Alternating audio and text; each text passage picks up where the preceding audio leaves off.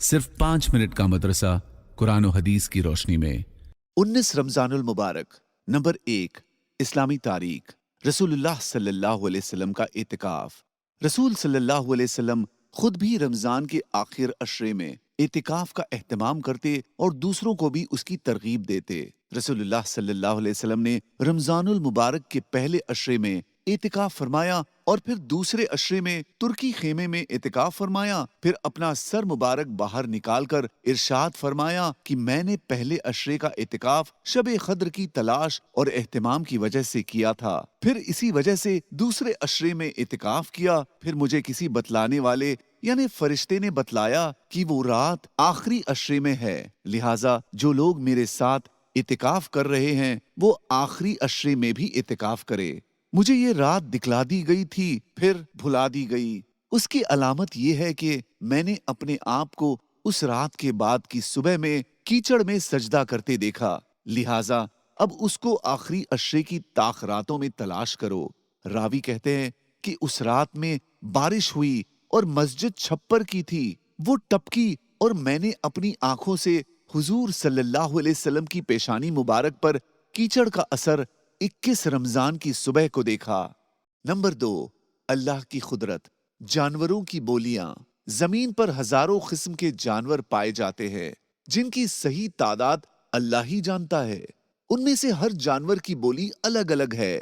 گھوڑا ہنہناتا ہے، ہاتھی چنگاڑتا ہے، شیر دہاڑتا ہے، طوطا تی تی کرتا ہے۔ ذرا غور کیجئے کہ ان ہزاروں قسم کے جانوروں کو الگ الگ بولیاں کس نے سکھائی، جس سے ہمیں اندھیرے میں بھی اندازہ ہو جاتا ہے کہ یہ فلاں جانور کی بولی ہے۔ یقیناً یہ اللہ ہی ہے جس نے اپنی قدرت کاملہ سے رنگ برنگ کے جانوروں کو مختلف قسم کی بولیاں سکھائی۔ نمبر 3 ایک فرض کے بارے میں، مسنون اعتکاف کی قضا۔ اگر رمضان المبارک کے آخری عشرے کا اعتکاف کسی وجہ سے ٹوٹ جائے تو جس دن اعتکاف ٹوٹا ہے صرف اسی ایک دن کی قضا روزے کے ساتھ واجب ہے۔ نمبر 4 ایک سنت کے بارے میں، اعتکاف۔ رسول اللہ صلی اللہ علیہ وسلم ہر سال رمضان کے آخری عشرے میں اعتکاف فرمایا کرتے تھے۔ نمبر 5 ایک اہم عمل کی فضیلت، اعتکاف کا ثواب۔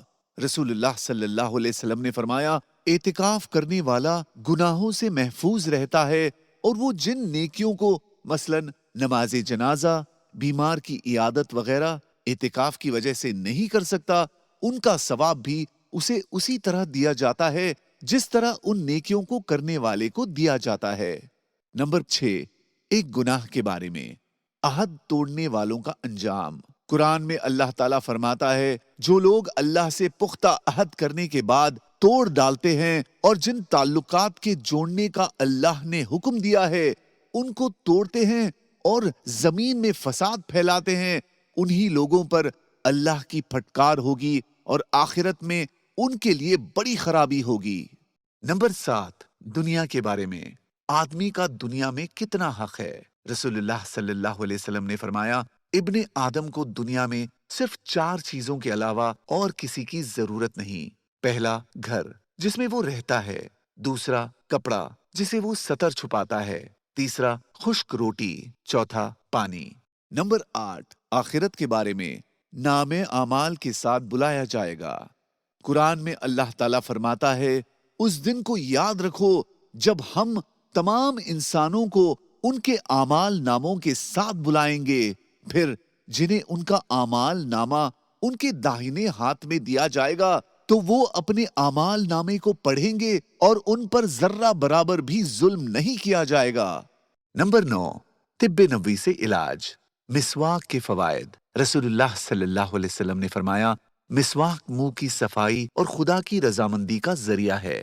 نوٹ، مسواک دانتوں میں چمک پیدا کرتی ہے، مسوڑوں کو مضبوط اور منہ کی بدبو کو ختم کرتی ہے، بلغم کو کاٹتی ہے، نگاہ کو تیز اور آواز صاف کرتی ہے۔ اس کے علاوہ اور بھی بہت سے فوائد ہیں۔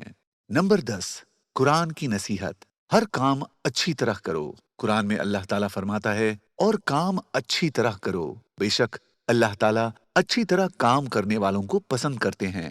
جزاک اللہ۔